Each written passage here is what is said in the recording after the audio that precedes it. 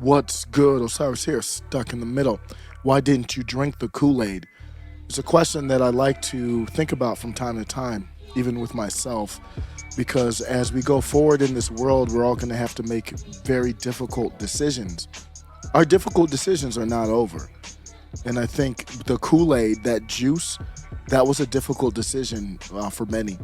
This video is not going to be, I do not want to disrespect or demean anyone who did take the juice. That's never been my position. That is not my position. The question here I got from Layla or Leia is just simply, if you didn't take the juice, what was the main reason? I think that's worth debating. I think that's worth thinking about. And we're going to have to make other decisions based on experts or other people telling us to do, not asking, telling us that this is the right thing, that this is what you have to do. Really taking away our own sovereignty.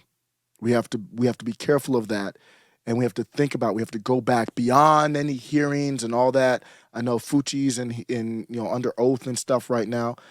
I'm talking about just day to day life. You and me, just like people, as people, we're gonna have to look at these things and make critical decisions through critical thinking.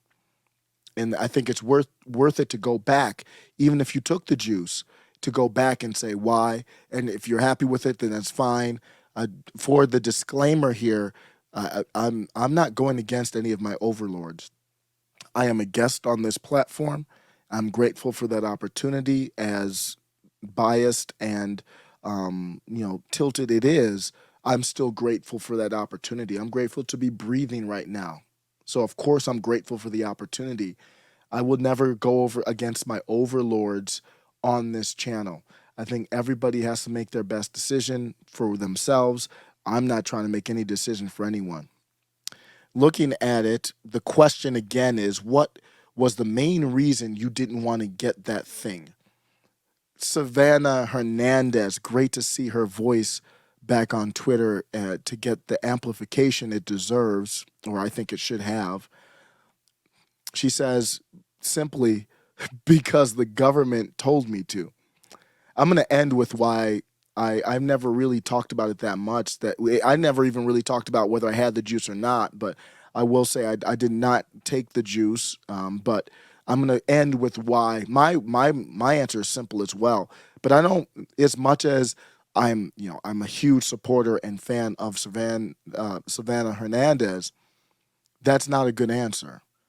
When you look at something, when you think through it, for me personally, you can do whatever, do you, but for me, that doesn't fly. I'm not here to say everything that the government tells us is wrong. That's not what I do. My idea though is I'm not going to believe it just because the government told me it. That's for damn sure.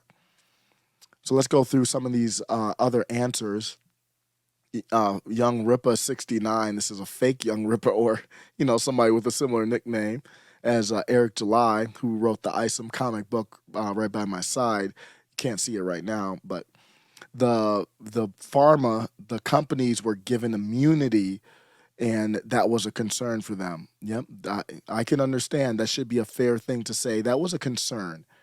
So why would I take the juice if you've got the immunity? I think it's fair to factor that in my opinion. The narrative, AJK is talking about the narrative here. They were concerned about the narrative. I relate to a lot of these. Somebody here said that they took the juice, they're completely fine. Absolutely, I know a lot of people who took the juice and there's no problems. Great. I'm not here to say that taking the juice does cause. I'm not making any claims of that sort. One thing that I will not have any tolerance for, though, is for somebody to call me or anybody else an anti-juicer. That's not going to fly, and they did in this tweet here. Let people decide what they want and accept their choice. Yeah, but nobody's pushing any anti-juice. I'm telling you my story. Don't. People are doing this thing where they try to stick something on you. I have no tolerance for it right now. Don't stick that on me. That's not my position. It's never been my position. And he's not replying to me, but at least this thread here from Leia, She didn't do anything but ask a simple question. Many people had to get it to keep their jobs. Young Nick Fury was talking about that in his live last night, and if you listen to Nick Fury, um, he said that he's not going to be able to do a lot of lives anymore. It sounded like his last live. It's not going to be, but it sounded like his last one. It looks like he feels like he has a higher calling. He's at a point of his life where he's going to be moving on. And it sounds like he's going to be with the Yay campaign as some type of communications director. I'm on the sidetrack right now, but the real story here is more about him than Yay to me. I don't think there should be an age minimum to be president. We don't have an age maximum. We don't say, well, you're 70, you're too old. Why do we have an age minimum? And I'm not saying this to be biased just because I think highly of Nick Fury. I said the same thing when I was an AOC person. I said, why is Bernie running? We have AOC here. AOC should be able to run for president. There should not be a minimum, especially since there's no maximum. I would prefer no minimum, no maximum. But if you don't have a maximum, I don't understand why there's a minimum. Can somebody help me understand why we have a minimum age before you can run for president? Because what's happening is Ye can't articulate these points. He's terrible at it. And I won't be able to support someone who can't articulate these points. I mean, recently on Twitter talking about I'm going DEF CON. That's not, I don't want to hear that. And we'll see how young Fury does as well because he's a young man. He's only like 24 and he's been saying stuff and he's going to have to refine himself if he's going to want a bigger platform. If he wants to stay where he's at, he can go ahead, say all his stuff that he's still saying. But if he wants to rise on up and at one day run for president, which I think is the path he's going, he's going to have to mature. But I got a sidetrack here because they were talking about jobs. I played that clip where Carrie Lake said, what are you willing to sacrifice? And she said it to a crowd that they didn't have a standing ovation with that line. It was kind of like, because Carrie Lake's, well off. What does that have to do with you and your freedoms? She's well off, but she's in a position to tell you the truth. Nick Fury said the same thing in his live last night. It was a very short thing. I listened to every word that dude says. And he was talking about the sacrifices that need to be made. And one of them is, okay, we have our jobs, but are we sacrificing what we need to for our freedoms to hand off our country to our children? So I'm not telling anybody to sacrifice anything, but it's something that's always on my mind. What am I willing to sacrifice to be able to try and hand off something, a world that I want to hand off to my two sons? That's how serious I think. That's the whole reason why I started this YouTube. Is I'm like, wait a second, I need to have a voice in this. It happened right in the same pandemic time period. A lot of good things can come from evil. So this person said many people had to get it to keep their jobs. I respect that. And if you had to do that and you chose to, if you chose not to and lost your job, like I believe a friend of show, AZ Patriot, I think she had to sacrifice her job. Many others did as well. Military as well. Much respect. I think even if you chose to get the juice to keep your job, you had to make that decision. I'm not putting food on your table, so I respect your decision there. To see their loved ones travel, we're angry. You can just let us have that. There's nothing wrong with asking people questions. So yeah, I'm sorry. This one was replying to the anti-juice narrative, which I agree completely, from Leaner Tap. So let me go to my take on it. My take on it is a very simple one, and this is what I based my decision on. And I don't need much. I'm going through my critical thinking process, and I looked at the data, and I said, okay, what's happening here? What's the chance if you're healthy? Go to your doctor. Do I have issues? Every person is different. That's why if someone in charge isn't saying, I trust you to make the best decision in conjunction with whoever you trust, then there's something else there. There's something wrong. And that's what our government did. Our government said, don't listen to people on Twitter, don't listen to your doctor. They even put restrictions on what your doctor could, or made it difficult for your doctor to recommend certain treatments. That's not okay. That's a sign of evilness. That's a sign of disingenuousness. That's a sign of somebody trying to control you. So for me, I looked at the data, and for me, it didn't look like the juice was necessary for me and my children, along with conjunction with the doctor. And I'll be honest, my wife did not agree. She's on a different level, in a different place than me. But one thing that I was not going to compromise is our children in this. It was not, I still don't see the data for it. It ain't happening, whether they have to be homeschooled or not. So those are the type of discussions that were happening in many households and caused many households to break up. And my wife knows this, love my wife and my family, but that's it. If you can't respect that, and I said, hey, I said, you know what? If you can come to me with data proving that and I hope she doesn't watch this and take this the wrong way. I'm not trying to diss my own wife here, but sometimes she goes back to my videos and then I'll hear her yell my name. I'm like, oh damn, she saw a video or something. No, I said, if you can come to me, and mean this honestly, if you could come to me and tell me and show me statistics, something tangible that proves, and even you would have to convince me. So that's even beyond the tangible. But come to me, show me something tangible that would convince me that our children need it, then I will absolutely have them take it.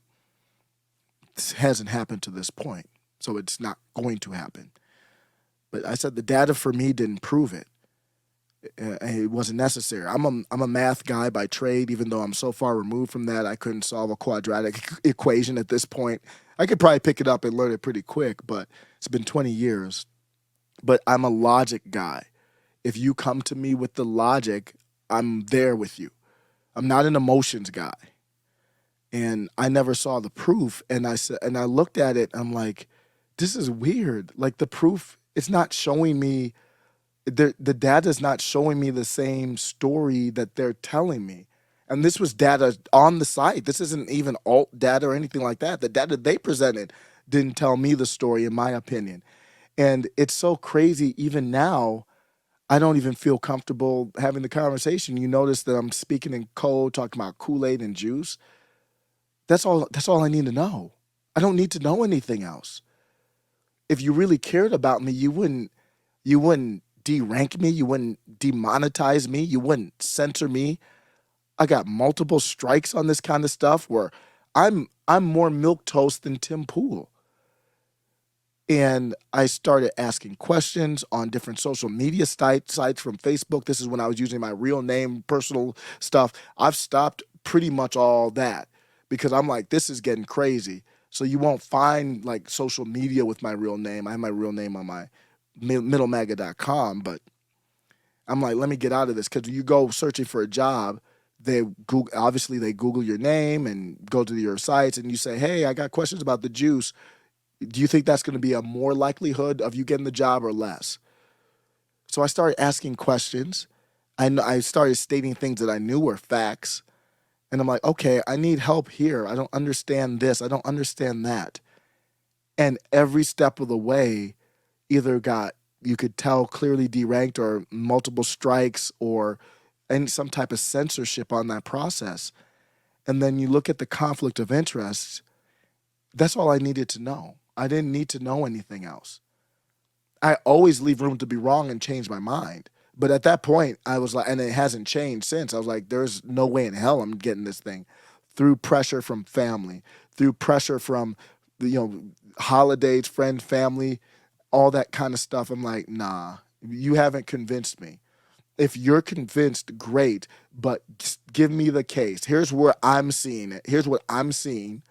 You give me your case that's better, and I'm always open to change my mind. Still hasn't happened yet. I'm going to end with this. It's going to be very important for us going forward. Same thing with money to the sunflower country. I can't even talk about that openly. Why is that? Oh, it's an untrustworthy thing. Can we talk about what's happening in Arizona? And I don't see that they're censoring it. But obviously, it looks like it's D-rank, devalue. Why you need to D-rank, devalue that? Why do you need to do that? I am grateful for that in a way because it just shows me that you're untrustworthy. I'm talking about big tech and anybody who agrees with that. I don't care how wrong I am. I should be able to talk. People out here labeling people racist. People from the right are doing this now. That's why I like Nick Fury in a way. He comes up and rises up. And how do you change the Overton window from corporate belief? It's not even left or right. Right now, the Overton window has shifted to, yes, master, whatever you say, corporate beliefs and government. I am with you. I will put a sunflower in my profile picture, and then it will be a BLM mask, and then I will have the colors of the rainbow. That's where the Overton window has shifted to that place. And you need the Nick Furies of the world to shift it the other way. It's not about whether I agree with him on anything. I don't agree with anybody. I'm tired of having to say that. I don't agree with my wife on anything. I don't agree with my kids on anything, on everything. They kind of like Power Rangers a little bit. I never liked Power Rangers. I think Zuma's discriminated against in the Paw Patrol. They don't realize that. I'm just joking. But my wife would always joke about Zuma. I always like, man, Zuma needs some Black Lives Matter, man. They always playing that dude. He gets no screen time or whatever. I don't agree with anybody on anything, so don't try to put me on any stuff. I can pick and choose from people, whether it's I might agree with Mitch McConnell or something. I might agree with Nick Fury on something. I do me. I think it's time to stand up. Let me know what you think. I'd love to see the comments. If you didn't take the juice, why didn't you? Take care.